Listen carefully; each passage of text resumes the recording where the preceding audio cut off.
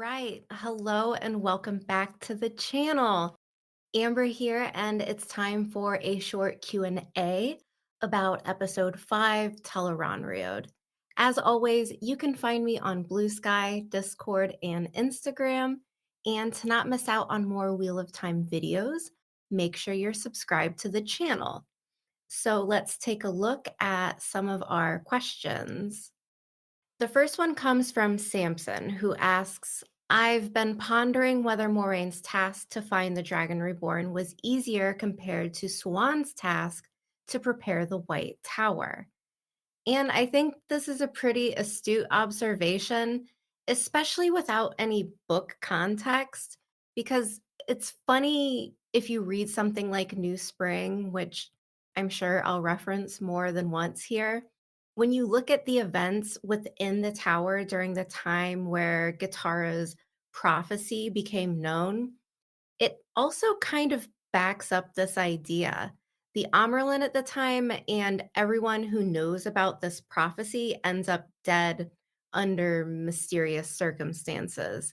Everyone besides Moraine and Swan, which points to the Black Aja already being fully active way back before Swan is even the Amerlin.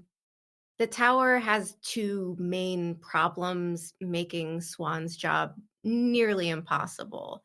There's the Dark Friends, and then there's also these underlying tensions between the Ajas.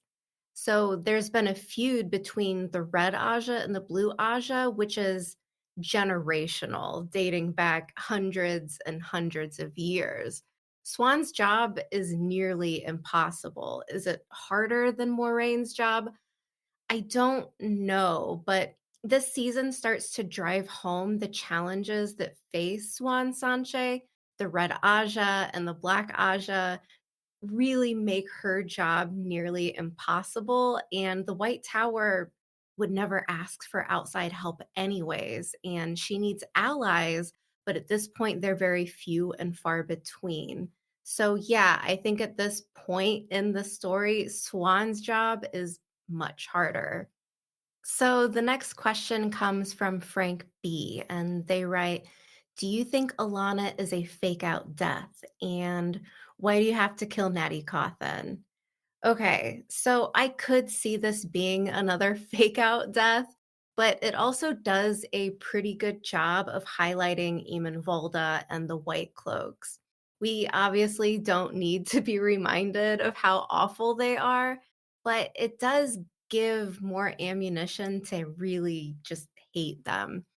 I mean, it's not as egregious as Loyal getting stabbed in season 1 by the Shadar Logoth dagger and then just showing up in season 2 like nothing happened.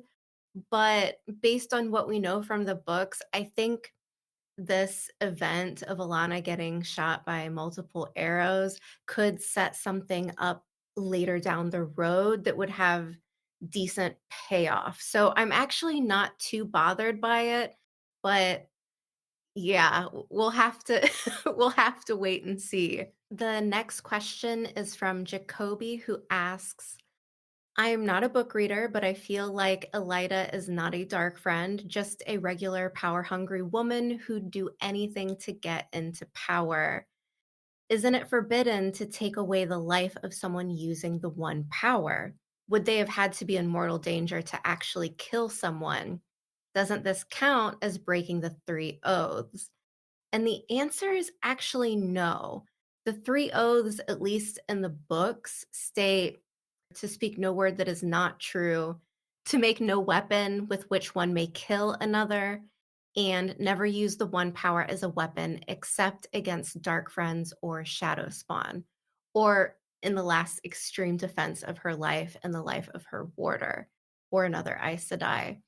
So yeah, Joya and Amiko are dark friends, which gives Elida a little wiggle room. Is it moral to kill them? I don't know. I'm not a philosopher, but with the fate of the world hanging in the balance, I think one could argue that it's warranted. Going back to New Spring, like I said, that it was going to happen more than once.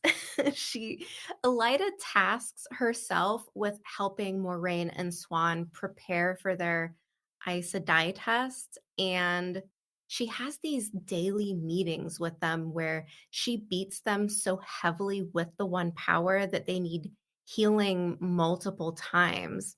So she uses the one power in a way does some that does make some people curious. Did she actually just want to prepare Moraine and Swan for the test, or did she want to hurt them? And could she do this without breaking the three oaths? It's a question I've spent a lot of time thinking about, but the conclusion I always come up with is that the Aes Sedai are masters of wiggling out of the oaths when needed, and they've had a very long lifetime to practice this. And as we move to the next question, we can go ahead and stay on the topic of oaths because Quinn asks, so we know Aes Sedai cannot lie, but can they use rhetorical devices like sarcasm and hyperbole? Because in the episode, Varen says Adelaus can do anything, which was very touching. But she obviously can't do everything. Or is this just a way to reassure Leanne? I said I can use sarcasm because the oath is more about intent. For example, in the books, Swan Sanche is always making these fish metaphors where she'll be calling people fish bait. She doesn't obviously think that these humans are fish bait, but she can easily say it. And the same goes for Varen here. She could easily use an idiom as well, like saying something like, it's raining cats and dogs outside, because the intent would be her wanting to say it's raining very hard. What she couldn't do is, hold up a piece of paper that's white and say, this piece of paper is green.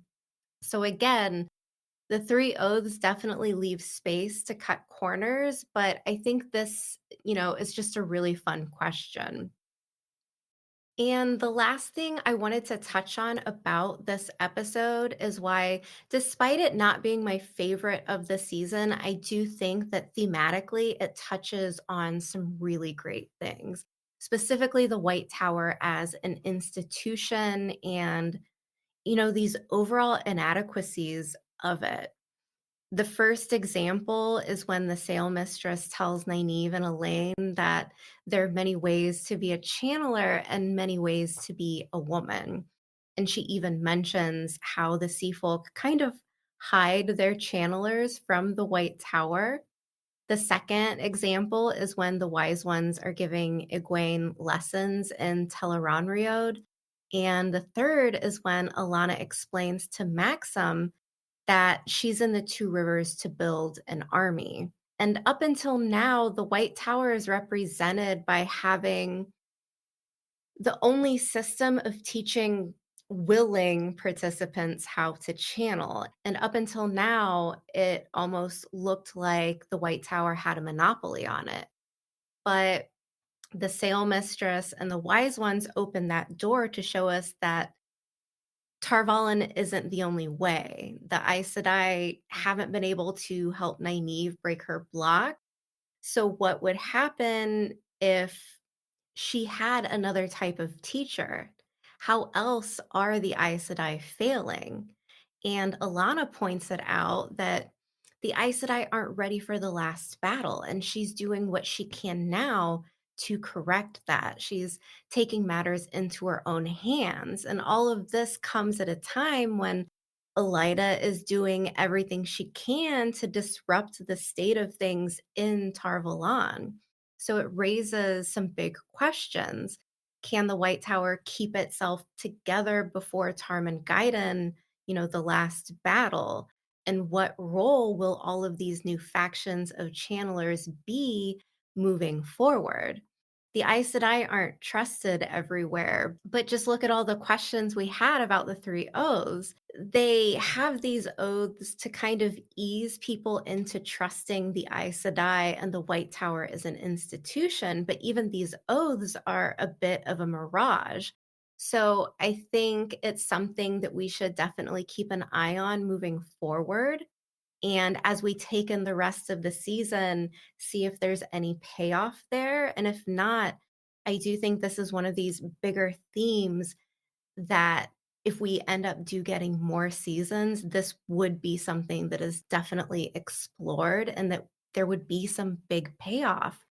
So, yeah, I'll go ahead and wrap things up here, but also please give this video a like if you enjoyed it. Also, go ahead and subscribe to the channel if you're already watching these videos. You know, the algorithm is already sending you here anyways, and if you don't want to miss them, you can prevent that by subscribing.